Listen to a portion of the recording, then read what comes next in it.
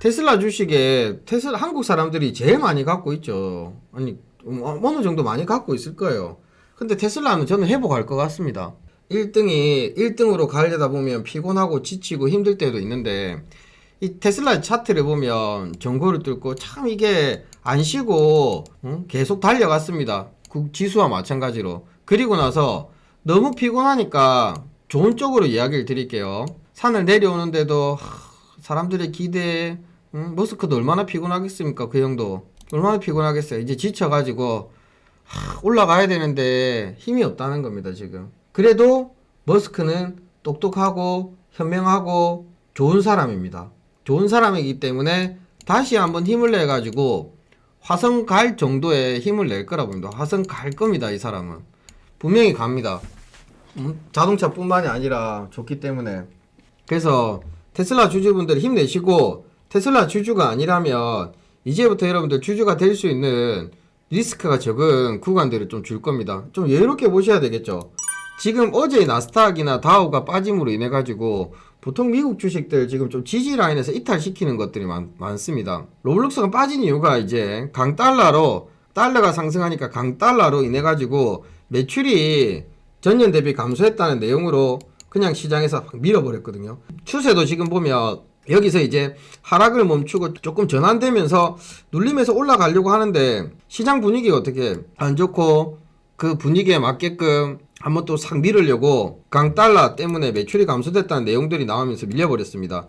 전체적인 그림을 보면 141달러인 주식이었습니다. 그리고 나서 여기 깨고 쭉 밀렸다가 이 구간에 지금 보면 박스권이죠. 단테님이 요거 테슬라 로블록스 같은 경우에는 여기서 쌍바닥에 딱 잡으시고 수익을 엄청 많이 내셨더라고. 그때 미국 주식 하셔가지고 최근에 이제 1억 바로 수익 내셨죠. 대단한 로블록스 사가지고 그때 이것저것 사가지고 한 1억 정도 수익 내신 거를 봤습니다. 우리가 인생은 타이밍이고 주식도 타이밍이거든요.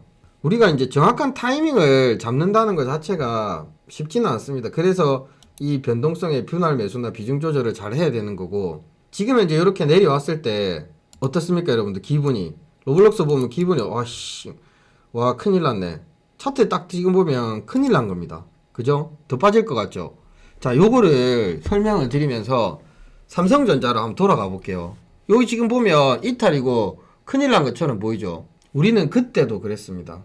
요런 지지 라인을 이탈했을 때, 여기 위치해 있을 때 우리는 그때도 공포와 겁이 많이 났습니다. 3만 전자 이야기가 나오고 4만 전자가 나오느니 뭐 어쩌니 저쩌느니, 맞죠 여러분들? 기억나시죠? 그때와 이 구간이랑 지금 뭐가 다릅니까?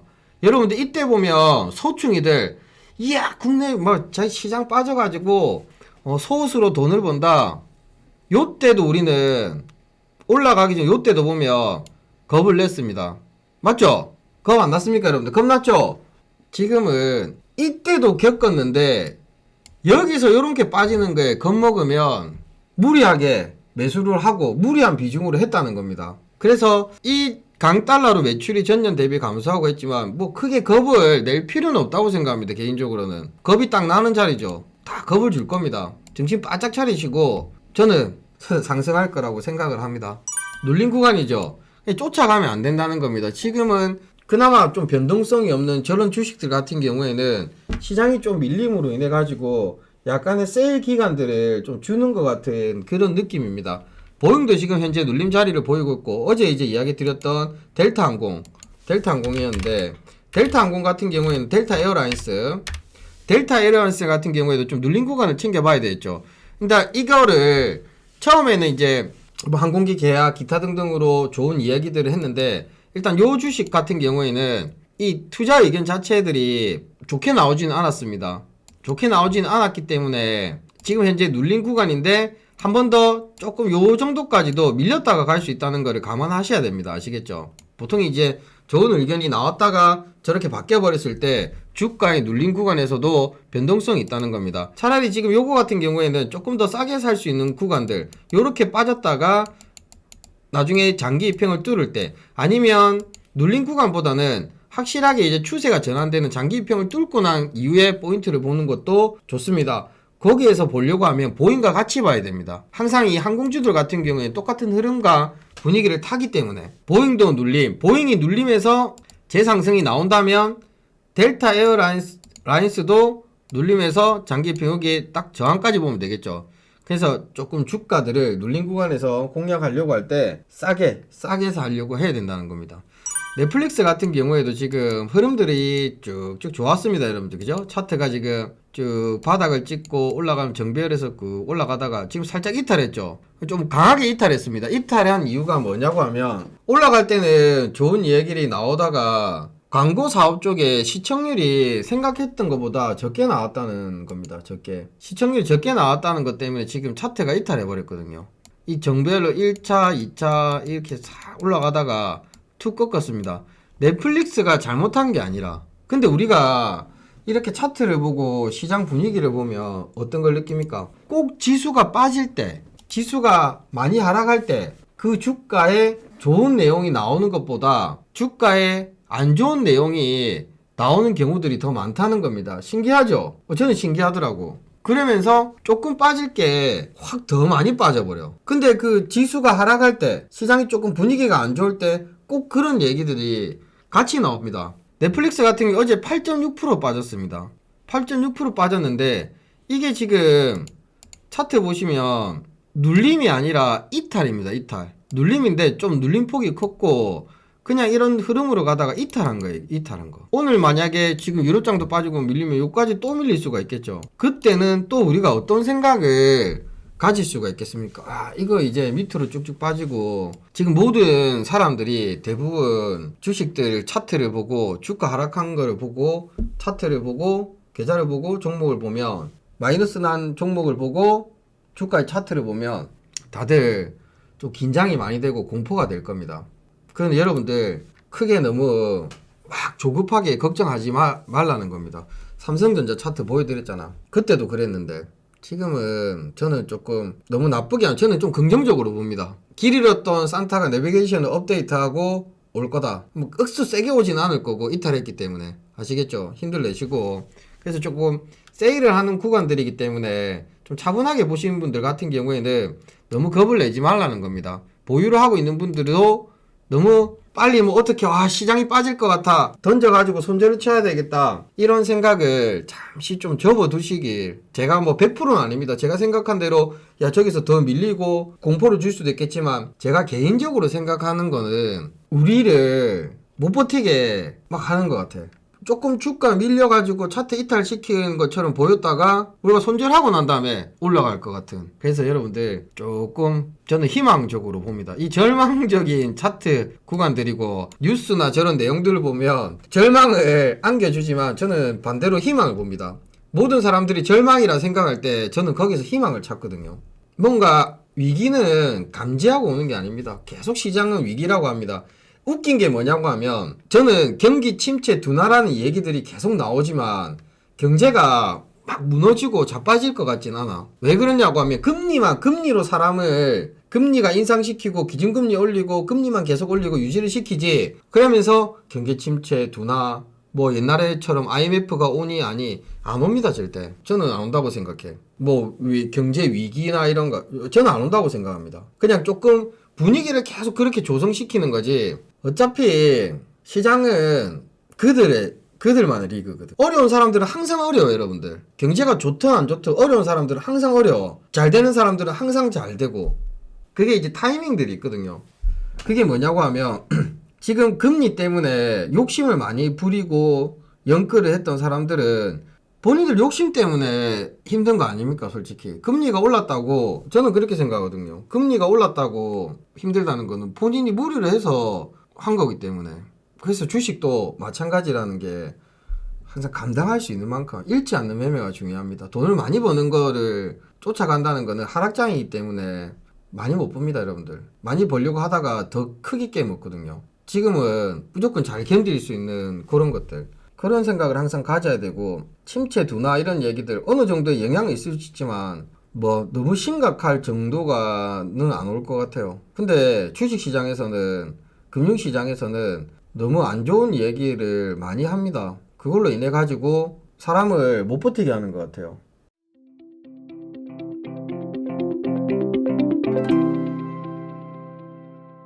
월트 디즈니 주가에 대해서 좀 생각을 해봐야 돼요, 여러분들.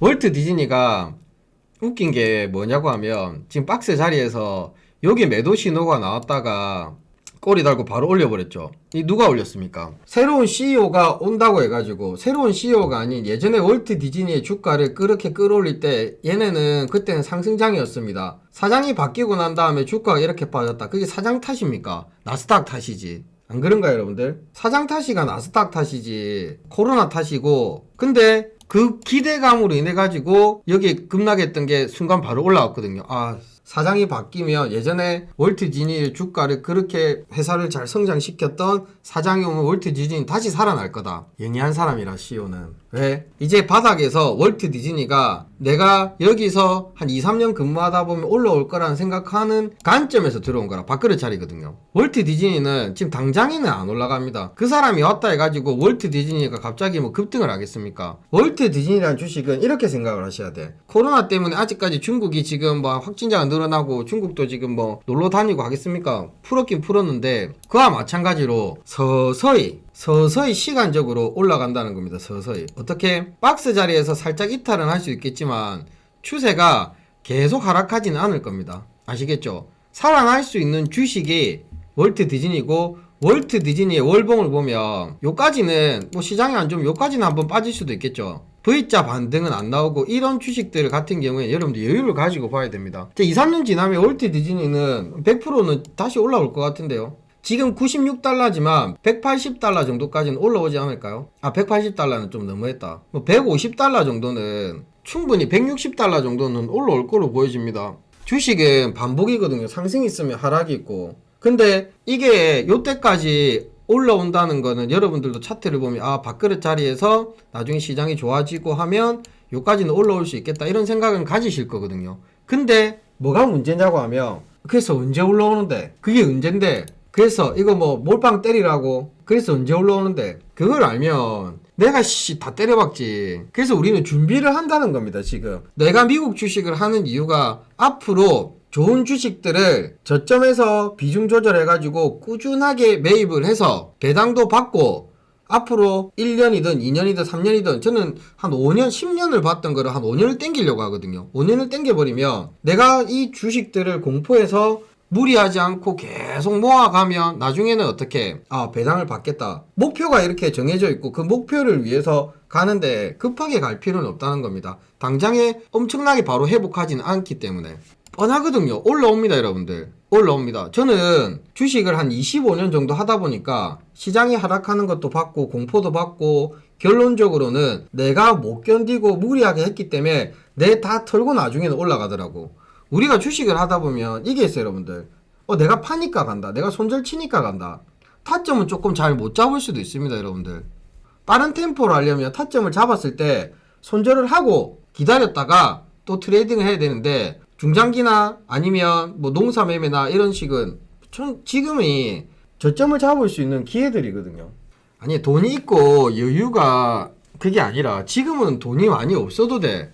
돈 있는 사람은 주식 취미로 합니다. 왜 지금은 돈이 많이 없어도 되냐면, 내가 생각했던 주가의 목표가 여기라고 생각할게요, 여러분들. 여기라고 생각하면 뻔히 지금 우리가 보는 월트 디즈니 같은 경우에도 바로 급하게 올라오는 게 아니라 시장의 상황이 안 좋기 때문에 천천히 박스권이나 횡보하면서 올라오기 때문에 지금은 돈이 많이 필요 없다는 거예요. 시간이 길어지기 때문에 지금부터 천천히 여유를 가지고 미국 주식은 본다는 겁니다.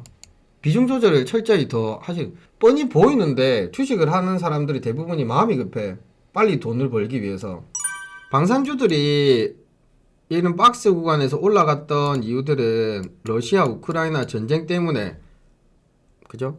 근데 방산 쪽은 앞으로도 지금 투자 의견은 하향이 나왔지만 차트가 지금 크게 들었거든요. 들었다는 게 뭐냐면, 이건 좀 큰 파동으로 보셔야 돼요. 큰 파동으로 보는 게 어떤 거냐면, 여기 전고를 뚫고 큰 1차 파동이 나온 다음에 이게 2파거든요. 2파인데 큰 파동으로 보면 여기에 지금 1차 파동이 나왔고 2차 파동이 나왔습니다. 자, 그럼 보통 1차 파동이 나왔을 때 여기를 1차로 볼 수도 있어요, 여러분들. 여기에 1차, 2차. 저는 진짜 그 1차 파동이 나온다는 기준은 뭐 여기 전고점을 그냥 눈에 뻔하게 보였을 때 여기 전고점을 뚫었을 때 시세가 한번 크게 났을 때를 1차 파동으로 보거든요. 그리고 나서 조정일 때 쌍바닥 찍고 2차 파동이 나왔고 앞으로 이 주식이 행보를 하다가 바로 튀어버리면 오징어 파동에서 뭐 재상승하다가 바로 올라갈 수도 있고 아니면 또 이렇게 조정을 줬다가 한 파동이 나올 수 있거든요. 이거는 3차 파동이 나올 거는 충분히 이루어질 것 같습니다. 이루어질 것 같은데 이런 거는 좀 빠질 때 눌린 구간을 봐야 돼요, 여러분들. 제가 본 타점들은 이게 지금 현재 저런 하향이나 안 좋은 내용들이 나왔기 때문에 조금 이런 조정이 줄 때 요 구간들을 좀 챙겨본다는 겁니다. 어차피 이 구간을 본다는 것 자체가 눌림에서 재상승을 한다면 여기 이탈 없이 올라가는 자리들이거든요. 그리고 전체적인 추세를 봐야 돼, 차트는. 여러분들이 보통 보면 여기 박스 구간에서 밥그릇 2번 자리 보통 이제 주가가 한번 상승을 하고 난 다음에 쉬었다가 재상승을 하기 위해서는 힘을 모아야 되거든요. 요런 데가 이제 힘을 모으는 구간들이라. 여기도 힘을 모았고 추세 잘 타고 가다가 탁 꺾어버렸죠. 그럼 여기 있는 사람들은 어떻게 할까요? 주가 저렇게 밀어버리면 손절합니다. 손절하고 이제 하고 있다가 내 손절 치고 나니까 올라가네. 그래서 이제 우리가 이 밥그릇 자리 얘기를 하는 거겠죠. 이런 자리들. 그럼 이거 같은 경우에도 요런 구간 아니면 요런 구간들을 대기를 한번 해봐야 되겠죠. 충분히. 자, 대기를 해볼 수 있는 차트적인 관점에서도 딱 나온다는 겁니다. 차트를 자주 봐야 돼요. 차트를 자주 돌려다 보면 여기서 이제 고점에서 쌍봉이 나왔죠. 고점에서 쌍봉이 나온 다음에 밀려버렸잖아요. 그죠? 여기서도 고점에서 쌍봉이 나왔죠. 그리고 밀려버렸잖아. 이 쌍봉을 보면 우리가 또 삼성전자를 어느 정도 조정이 나올 수 있는 구간들을 볼 수 있다는 겁니다.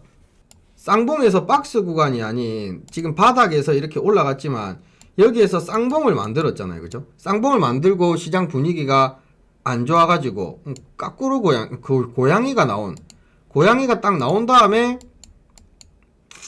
어김없이 하락을 해버렸잖아요. 그죠? 저는 바로 올라갔으면 좋았을걸 이런 생각들을 좀 많이 했습니다. 근데 차트가 이렇게 딱 쌍봉을 찍고 난 다음에 알파벳 숫자 W, 그럼 이거 로키드 마틴 같은 경우에도 지금 딱 까꾸루 고양이 쌍봉이란 걸 찍었죠. 쌍봉을 찍었을 때 바로 올라가는 경우도 있지만 이 쌍봉을 찍었을 때는 항상 저점에 싸게 살려고 노력을 해야 된다는 겁니다.